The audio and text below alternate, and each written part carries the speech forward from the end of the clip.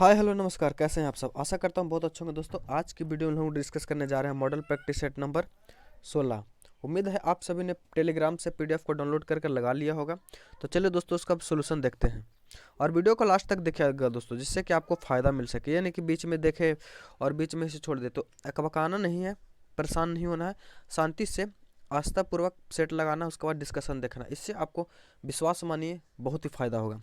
तो चलिए शुरू करते हैं। पहला है हमारा, भारत में प्राचीन भाषा है। तो भारत में जो सबसे प्राचीन भाषा है दोस्तों वह पाली है। क्या? पाली। कौरवी किस बोली का प्रचलित नाम है? तो कौरवी जो है दोस्तों वह खड़ी बोली का प्रचलित नाम है। किसका? खड़ी बोली का। अगला है, आमदनी शब्द है। तो आमदनी शब्द जो है वो हमारा फारसी का शब्द है। किसका? फारसी का शब्द है। देवभाषी कौन सी भाषा है? तो देवभाषी जो है दोस्तों वह संस्कृत भाषा को देवभाषी का यानी देवताओं की भाषा कहते हैं। हिंदी वर्णमाला में मूल स्वर कितने हैं? तो देखिए दोस्तों, हिंदी वर्णमाला में मूल स्वर की बात करें तो मूल स्वर जो है कितने? 6 हैं। सर्वश्रेष्ठ रस किसे माना जाता है? तो सर्वश्रेष्ठ रस जो है दोस्तों वह श्रृंगार रस को माना जाता है। किसे? श्रृंगार रस को। अगला हमारा, जुंगुप्सा रस का अवयवी भाव क्या है? तो जुंगुप्सा रस का जो अवयवी भाव है वह विभत्स रस है। ऑप्शन नंबर सी हमारा बिल्कुल सही हो जाएगा। अगला है हमारा, धमाका में प्रत्यय बताइए। तो धमाका में कौन सा प्रत्यय है? तो धमाका में जो है वह आका प्रत्यय है। कौन सा प्रत्यय? आका प्रत्यय। चढ़ाव में कौन सा प्रत्यय है? तो चढ़ाव में दोस्तों आब प्रत्यय है। कौन सा प्रत्यय है? आब प्रत्यय। ऑप्शन नंबर सी हमारा बिल्कुल सही हो जाएगा। अगला प्रश्न है, सही वर्तनी वाला शब्द चुनिए। तो सही वर्तनी वाला शब्द जो है दोस्तों हमारा क्या हो जाएगा? तो ऑप्शन के अनुसार निरुपाय। ऑप्शन नंबर ए जो हमारा वह सही हो जाएगा। आगे बोल रहा है, find out which part of a sentence है एन एरर। तो इसमें एरर की बात दोस्तों तो पार्ट ए जो है हमारा वह गलत है। ऑप्शन नंबर ए बिल्कुल सही है। अगला है दोस्तों, इसमें भी 12 में भी जो है एरर पार्ट को ढूंढने कह रहा है। तो 12 नंबर में भी जो एरर पार्ट हो जाएगा वो हमारा सी नंबर हो जाएगा। और दोस्तों कम्ब्यूरेशम का अपोजिट पूछेगा तो इसका जो अपोजिट हो जाएगा वह कॉन्वेनिएंट। ऑप्शन नंबर बी हो जाएगा। इसमें जो स्पेलिंग मिस्टेक है इसमें जो है मैग्नीफैक्चर। ऑप्शन नंबर सी सही हो जाएगा। 15 का जो फिलिंग द ब्लैंक्स हो जाएगा दोस्तों वाज वाचिंग सही होगा। आगे चलते हैं। अगला हमारा, तिब्बत से होकर भारत में बहने वाली नदियाँ कौन सी हैं? तो तिब्बत से होकर भारत में बहने वाली नदी जो है दोस्तों यह ब्रह्मपुत्र है। कौन? ब्रह्मपुत्र है। ऑप्शन नंबर सी जो हमारा वह सही हो जाएगा। ब्रह्मपुत्र को बांग्लादेश में किस नाम से जाना जाता है दोस्तों? ये आप लोग कमेंट करके बताइए।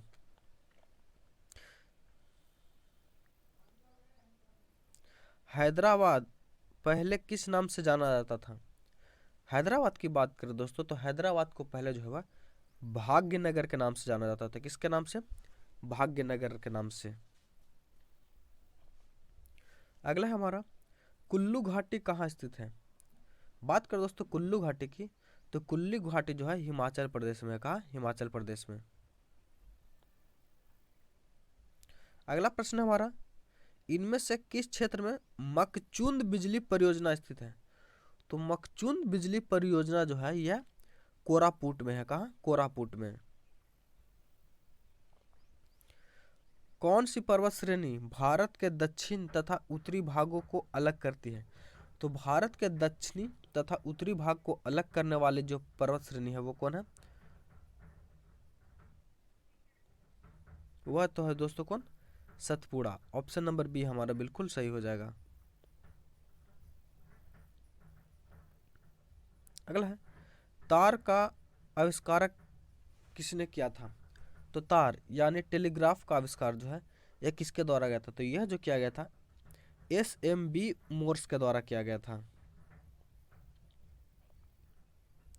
इनमें से कौन सा स्थल जैन गुफाओं के लिए प्रसिद्ध है? तो जैन गुफाओं के लिए जो प्रसिद्ध है दोस्तों वह कौन है? तो खंडगिरी। खंडगिरी जो है हमारा वह सही हो जाएगा। अगला प्रश्न है, इनमें से कौन सा स्थल अपने थर्मल पावर प्लांट के लिए प्रसिद्ध है? तो थर्मल पावर प्लांट के लिए जो प्रसिद्ध है दोस्तों वह कौन है? तलचर। कौन? तलचर। इंदिरा गांधी जूलॉजिकल पार्क कहाँ स्थित है? तो इंदिरा गांधी जूलॉजिकल पार्क जो है दोस्तों यह कहाँ है? तो यह जो है भुवनेश्वर में है। कहाँ? भुवनेश्वर में। अगला प्रश्न है, इनमें से कौन सा राज्य कपास का सबसे बड़ा उत्पादक है? तो कपास का सबसे बड़ा जो उत्पादक है राज्य तो वह कौन? महाराष्ट्र है। कौन? महाराष्ट्र।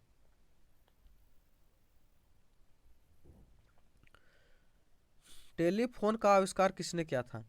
तो बात करें दोस्तों टेलीफोन के, तो टेलीफोन का जो आविष्कार है वह ग्राहम बेल के द्वारा किया गया था। किसके द्वारा? ग्राहम बेल के द्वारा।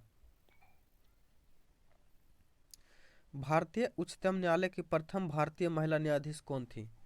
तो भारतीय उच्चतम न्यायालय की प्रथम भारतीय महिला न्यायाधीश जी थी दोस्तों वह कौन थे? तो वो फातिमा बीबी थी। कौन? फातिमा बीबी।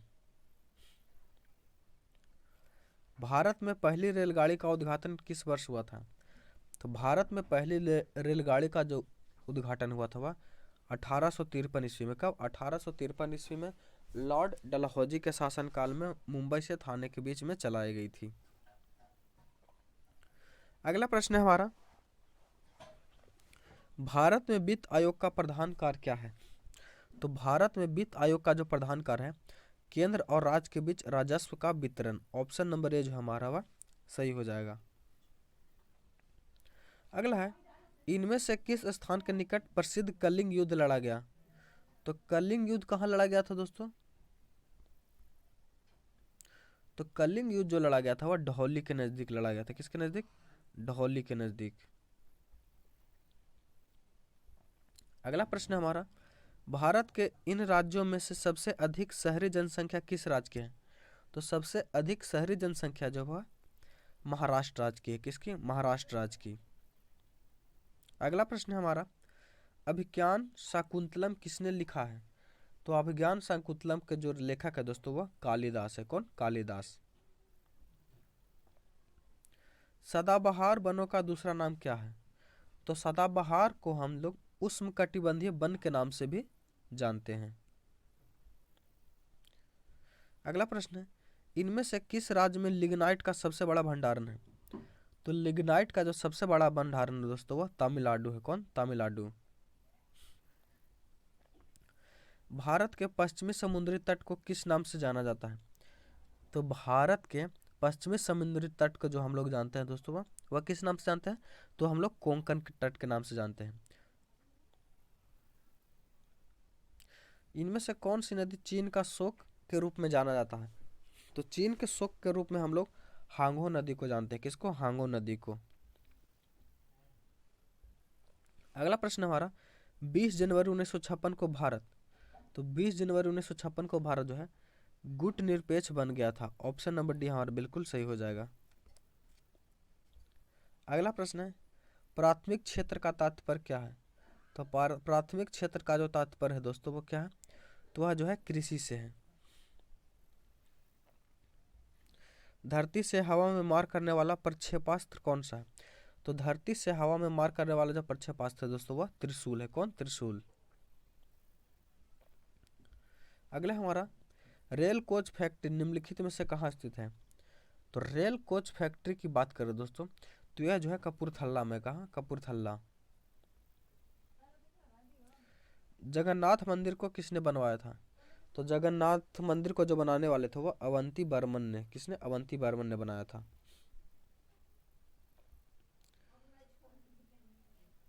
अगला प्रश्न है, इनमें से किसके लिए कच्छ का रण जाना जाता है?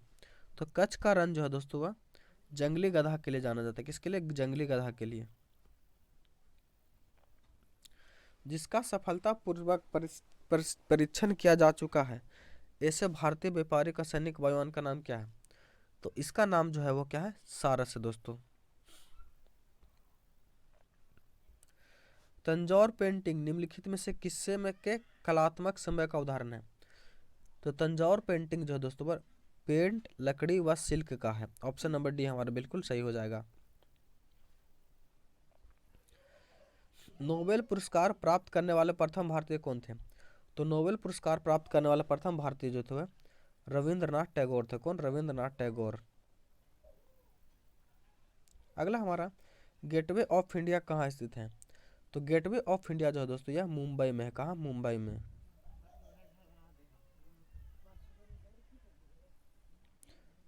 अगला प्रश्न है, भारत सरकार का सर्वोच्च साहित्यिक पुरस्कार कौन सा है? तो भारत सरकार का सर्वोच्च साहित्यिक पुरस्कार जो है दोस्तों वह कौन है? तो वह ज्ञानपीठ पुरस्कार है। कौन सा? ज्ञान।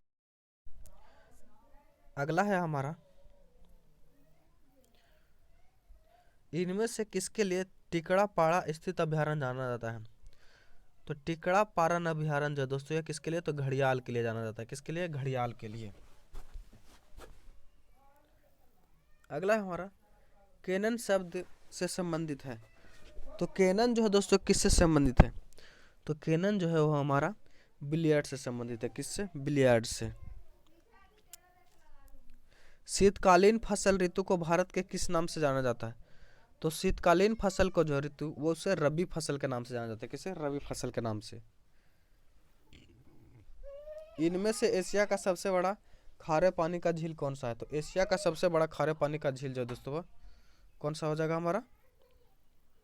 तो हो जाएगा चिल्का। कौन सा? चिल्का। दक्षिणी पश्चिमी मानसून की शुरुआत किस महीने हुई थी? तो दक्षिणी पश्चिमी मानसून की शुरुआत जो होती है वह कब होती है? तो वह जो होती है दोस्तों वह जून जुलाई में। कब? जून जुलाई में। कब होती है? अगला है हमारा, इनमें से कौन सा स्थान बाली यात्रा के लिए जाना जाता है? तो बाली यात्रा के लिए जो जाना जाता है दोस्तों वह हमारा कटक जाना जाता है। कौन? कटक। सालारगंज संग्रहालय कहाँ है? तो सालारगंज संग्रहालय जो है वह कहाँ? तो वह दिल्ली में है। कहाँ? दिल्ली में। ऑप्शन नंबर ए हमारा बिल्कुल सालारगंज, माफ कीजिए, तो सालारगंज संग्रहालय जो है वह हैदराबाद में। कहाँ? हैदराबाद में। अगला है, इनमें से किस स्थान से रॉकेट प्रक्षेपित किया जाता है? तो रॉकेट प्रक्षेपित जो किया जाता है दोस्तों वह श्रीहरिकोटा से। कहाँ से? श्रीहरिकोटा से। ऑप्शन नंबर बी हमारा जो है वह बिल्कुल सही हो जाएगा। अगला है, पूर्वी समुद्री तट पर कौन सा कृत्रिम बंदरगाह स्थित है? तो पूर्वी समुद्री तट पर जो कृत्रिम बंदरगाह स्थित है दोस्तों वह चेन्नई हो जाएगा। कौन सा? चेन्नई। प्रथम भारतीय अंतरिक्ष यात्री कौन थे? तो प्रथम भारतीय अंतरिक्ष यात्री जो थे वह राकेश शर्मा थे। कौन? राकेश शर्मा। अगला हमारा, कौन सा शहर अरब लीग सम्मेलन का मेजबान था जहां भारत का एक पर्यवेक्षक की तरह उपस्थिति थी? तो वह कौन था दोस्तों? तो वह था दोहा। अगला हमारा, बारावती किला कहाँ स्थित है? तो बारावती किला की बात करें तो बारावती किला जो है कटक में है। कहाँ? कटक में। अपने आकार के हिसाब से आंध्र प्रदेश भारत के राज्यों में कौन सा स्थान पर आता है? तो आकार के आधार पर जो है आंध्र प्रदेश है जो दोस्तों वह किस स्थान पर था? तो वह चौथे स्थान पर आता है।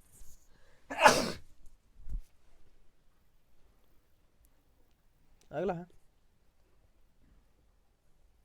एक खींचे गए रबड़ बैंड के किस प्रकार की ऊर्जा संचित रहती है? तो इसमें जो दोस्तों स्थिर ऊर्जा रहती है। कौन सी ऊर्जा? स्थिर ऊर्जा। अगला है, मानव शरीर में कौन सा अंग निमोनिया से प्रभावित होता है? तो निमोनिया से प्रभावित होने वाला अंग जो दोस्तों वो हमारा क्या हो जाएगा? फेफड़ा हो जाएगा। फेफड़ा। ऑप्शन नंबर सी जो हमारा बिल्कुल सही हो जाएगा। अगला है, प्रकाश, रेडियो तरंग तथा एक्स किरणें किस प्रकार की तरंग होती हैं? तो यह जो है दोस्तों किस प्रकार की तरंगें होती हैं? तो यह जो है विद्युत चुंबकीय तरंग होती हैं। जब एक चल वस्तु की गति दोगुनी की जाती है तो उसकी गतिज ऊर्जा क्या होती है? तो उसकी गतिज ऊर्जा दोस्तों वो चौगुनी बढ़ जाती है। कैसी? चौगुनी बढ़ जाती है। इनमें से किस भारतीय को भौतिक विज्ञान के लिए नोबेल पुरस्कार प्रदान किया गया है? तो भौतिक विज्ञान के लिए जो नोबेल पुरस्कार प्राप्त किया गया है वह एस चंद्रशेखर को किया गया है।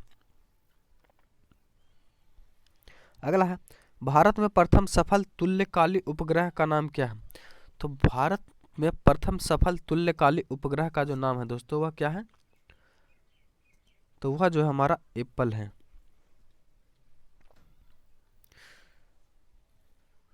सार्वत्रिक रक्तदाता समूह कौन सा है? तो सार्वत्रिक रक्तदाता समूह जो है वह कौन है? तो वह जो हमारा ओ समूह है। अगला है भीब ग्योर स्पेक्ट्रम का संबंध किससे है? तो भीब ग्योर स्पेक्ट्रम का संबंध जो है दोस्तों वो प्रकाश से। किससे? प्रकाश से। अगला है डीआरडीओ के द्वारा विकसित उस चालक विहीन वायुयान का नाम क्या है जिस पर निशाना साधा जाता है? तो वह जो हमारा दोस्तों कौन है? तो वह जो है लक्ष्य। किस यंत्र का प्रयोग करके भूकंप की तीव्रता मापी जाती है? तो भूकंप की तीव्रता मापने के लिए जो दोस्तों वो हम लोग सिस्मोग्राफ का उपयोग करते हैं। विद्युत वहन करने के लिए उत्तम समझा जाता है किसे? तो विद्युत वहन करने के लिए जो उत्तम हम लोग समझते हैं वह किसे समझते हैं? तो वह चालक को।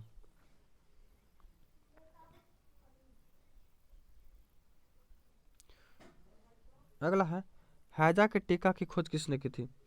तो हैजा के टीका की खोज जो है जोसेफ लिस्टर ने की थी। किसने? जोसेफ लिस्टर ने।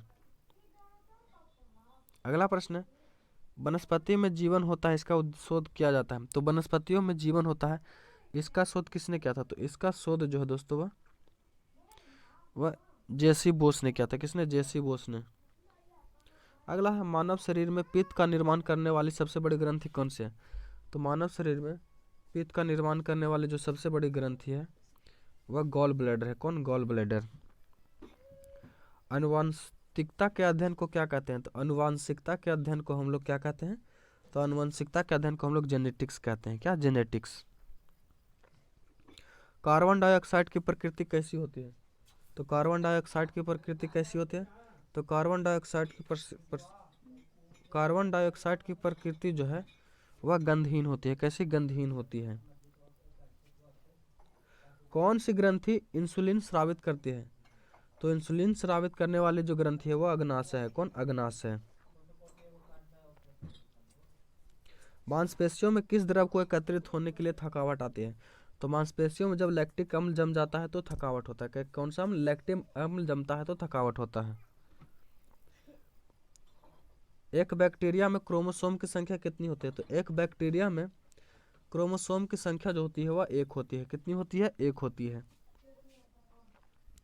निम्नलिखित में से कौन सा धातु इस्पात के बराबर मजबूत किंतु भार में उससे आधी होती है? तो वह कौन होती है? तो वह जो होती है टाइटेनियम होती है। पेनिसिलिन की खोज किसने की थी? तो पेनिसिलिन की खोज जो अलेक्जेंडर फ्लेमिंग के द्वारा की गई थी। किसके द्वारा? अलेक्जेंडर फ्लेमिंग के द्वारा। अगला है परम शून्य ताप पर क्या होता है? तो परम शून्य ताप पर जो होता है दोस्तों वह सभी गैसें द्रव में बदल जाती हैं। अगला है सिलिकॉन है। तो सिलिकॉन क्या है? तो सिलिकॉन जो है दोस्तों वह सेमीकंडक्टर है। अगला प्रश्न है निम्नलिखित में से कौन सी किरणें आंखों से नहीं देखे जा सकती?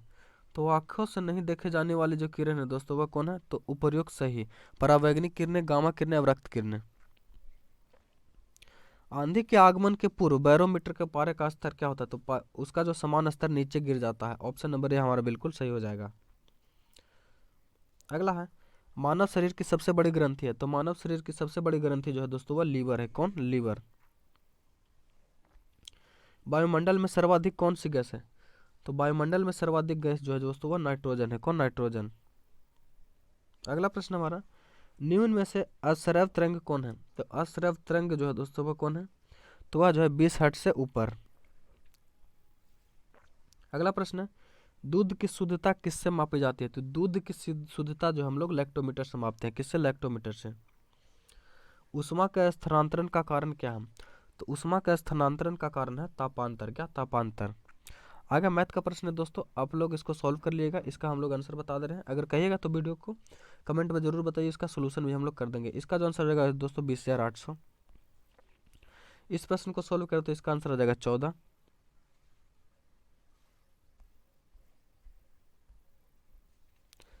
और 93 को सॉल्व करेगा तो इसका आंसर आ जाएगा 10। कितना? 93 का आ जाएगा 10। 94 को सॉल्व करेगा तो इसका आ जाएगा 92,400। एम 95 को सोल्व करिएगा तो 95 को सोल्व करने का बाद 1/3 आ जाएगा। एम 96 को सोल्व करिएगा तो इसका जो आंसर है 9.75। एम 97 को सोल्व करेगा तो इसका जो है 30 किलोग्राम। एम 98 को करिएगा तो इसका जो 1526। एम 99 को सोल्व करेगा तो इसका जो होगा 4.4 घंटे। एम 100 को सोल्व करेगा तो इसका जो हो जाएगा 55.3 घंटे। आशा करते हो वीडियो आपको अच्छा लगा होगा। अगर चैनल पर नए हैं तो चैनल को सब्सक्राइब कर लीजिए। मिलते हैं अगले वीडियो में, तब तक के लिए धन्यवाद। जय हिंद।